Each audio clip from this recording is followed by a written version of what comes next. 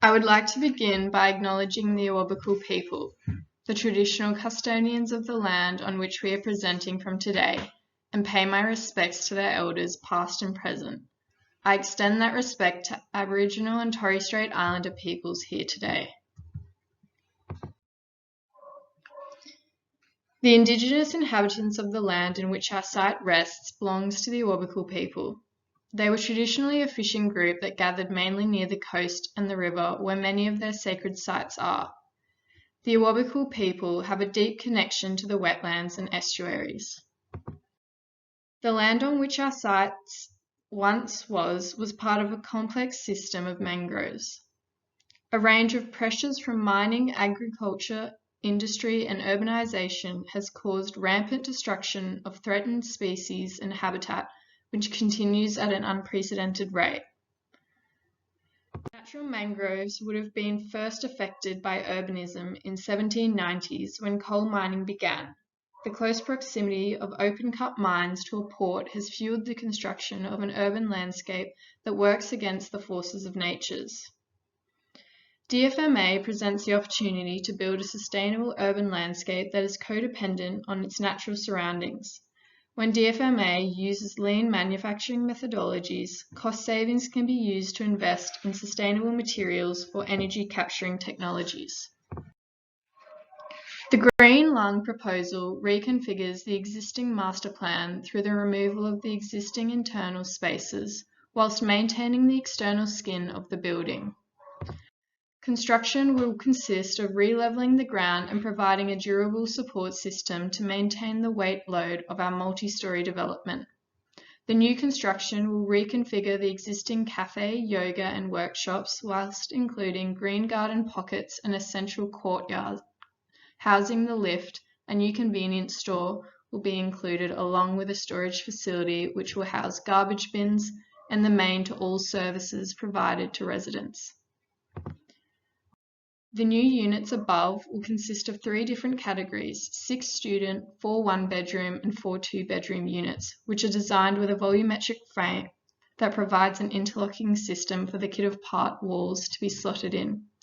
Manufacturing of all DfMA components will be done so at the Viridi Group warehouse, which is located 206 kilometres from site.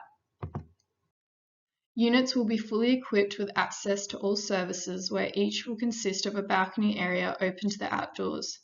This assurance of combining nature into our design is important as the process of plants photosynthesizing is the inspiration behind our design to be able to clean the air. Materials within the concept consist of tabby, lime render made by oysters, as oysters were originally found in abundance within the Mayfield area, charred timber cladding to reflect the charred surfaces of coal fragments staining its environment, and glulam timber is found internally within the units, providing an innovative material that is durable and utilises sustainable processes. Native plants to Mayfield area are found in abundance where mesh corridors intertwine the built and the natural together, blurring what's indoors and what is outdoors.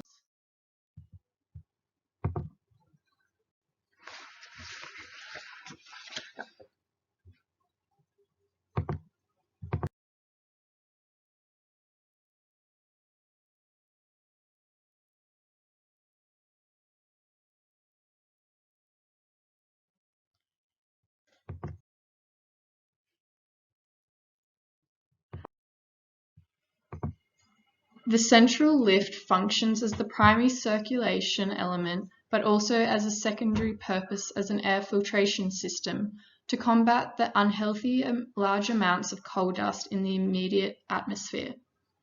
Essentially, the lift will function as a large pump. It will suck in dirty air from the local atmosphere and force it through a HEPA filtration system and into a storage tank. The filtered air will then slowly be released from the storage tank into the habitable rooms upstairs via their respective service compartments. HPA filters will filter particulate matter down to 0.3 microns wide, which suits our application as coal dust is at a minimum of 50 microns wide. These filters will be changed on a half-yearly basis. Our lift idea takes inspiration from a simple single-cylinder piston engine, in particular the intake and exhaust valves, When the lift travels upward, an intake valve opens and sucks dirty air into the lift shaft. When the lift returns to the ground floor, an exhaust valve opens and forces the air out of the shaft and into the filtration system.